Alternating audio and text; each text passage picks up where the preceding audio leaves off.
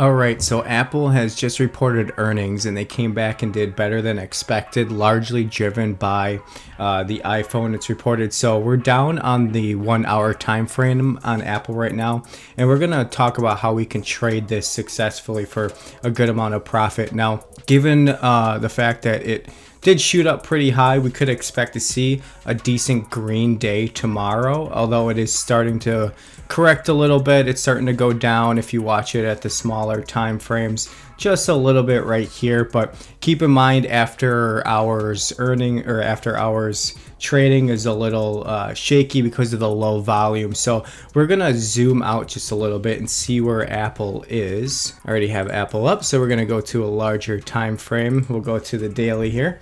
So you can see right now that there was a little bit of a gap down very slightly on the day, but it is kind of recovering now. So we could very likely see this come up. Do I think it's going to hit a higher high?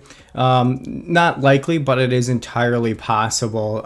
We got the Fed out of the way. We got Apple earnings out of the way. And now I believe we're starting to go to the leg down. We might still see a little bit of an increase the next day or so, maybe tomorrow, Monday, and then head back down. So what I'm looking for right now and what I'm believe is going to happen is, if you just consider, you can't just look at price action, right? So you have to consider everything. So let's just go through our checkpoints right now. So we have the Bjorgum cloud right here.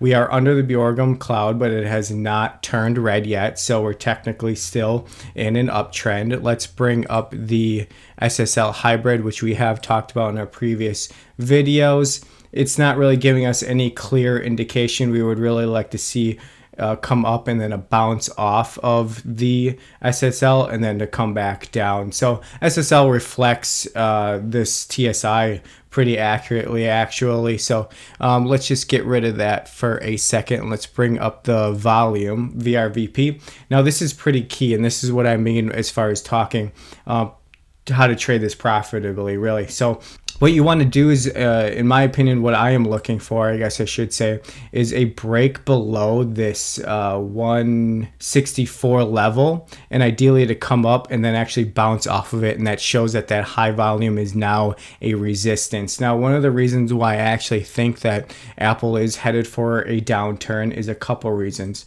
First reason is we have some bearishness on the TSI. Meanwhile, while the price action is moving up, and that bearish divergence kind of started all the way back into the beginning of April, and it has sort of just been playing out, most likely leading up to the earnings. So we have a bearish divergence on the TSI and the price action. So that is pretty good indication of a bear trend that is going to start forming. We're pretty high above this 100-day moving average. So that means we are slightly overbought or decently overbought, however you want to look at it. And then once again, we have this bearish divergence. So bring up the Heikin-Ashi candles. To trade this profitably, what you really want to see is another one of these red candles signaling a downturn. Pretty good general rule of thumb. You don't have to necessarily trade Heikin-Ashi candles this way, but a good rule of thumb is 2 red candles signifies a downturn. You can be kind of faked out like this here, but that's also, again, why you use the TSI. And everything comes back to the fact that look at our zones, right? We're overbought on our zone. We have another lower zone here, and we can actually bring up a new zone, and let's just do that real quick.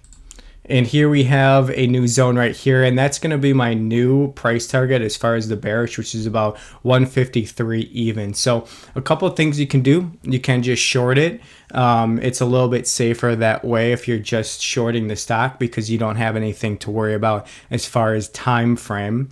You could do a credit spread that is a little bit less riskier, because you can, or a debit spread, because you can cap your losses. You are capping your gains, but you can set it up in a way that where the price actually can go up a little bit and you can still make money at the expiration date. So I would suggest doing it, you know, 60 to 90 days out to be safe, and you can always close out for a profit or a loss if you wanted.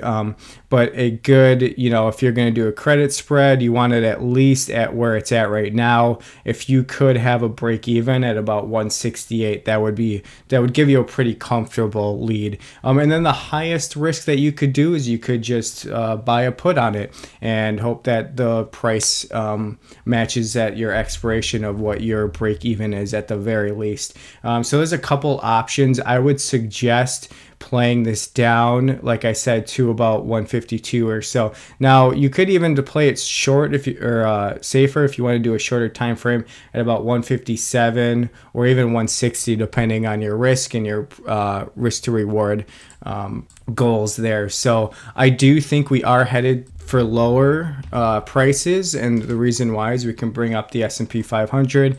The S&P 500 has started its downturn. It remains to be seen if we are still headed for lower lows, but that is what we are indicating. And again, we can bring up these zones right here. We have a high amount of volume right here, and that is reflected on this TSI right here. I'm sorry, the VRVP. And then we have where the VRVP is reflecting right here. Let's just bring that up again. And this is our price target, at least in the short term, for the zone. So we're kind of starting to get in the middle of it. We might see a bounce and then a come up and then a retest and then fall through to the next point, which would be right about here where there's more volume, somewhere maybe in between or one of these two inflection points.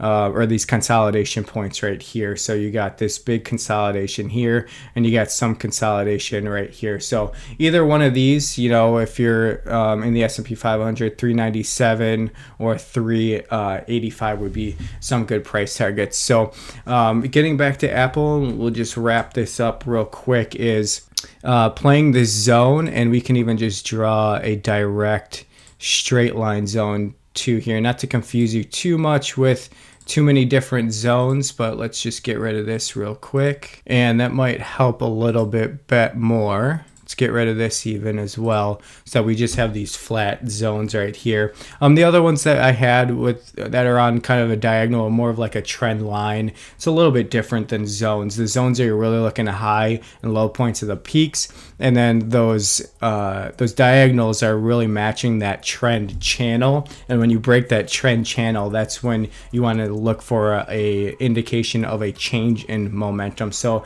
when you're playing these parallel bars, these parallel zones right here, you want to scale into a short when you reach the top of it, and you want to scale into a long position when you reach the short or the bottom part, this low point right here, and the TSI is low, and then you're looking for that bounce. So that's how I got on Apple. I think there's a really pretty good indication that we're heading lower, and Apple's the big monster. So if we see Apple go down, we're likely to see the rest of the market pull down as well, and you can expect especially the other tech stocks to follow suit. So that's all I got for you. If you like this video, just hit the like button at the very least. I really appreciate it. It helps out the channel a huge amount. And if you do want to see more of this content, just hit the subscription button and then hit the notification bell so you get notifications of whenever I release a new video. I'll see you next time. Thanks.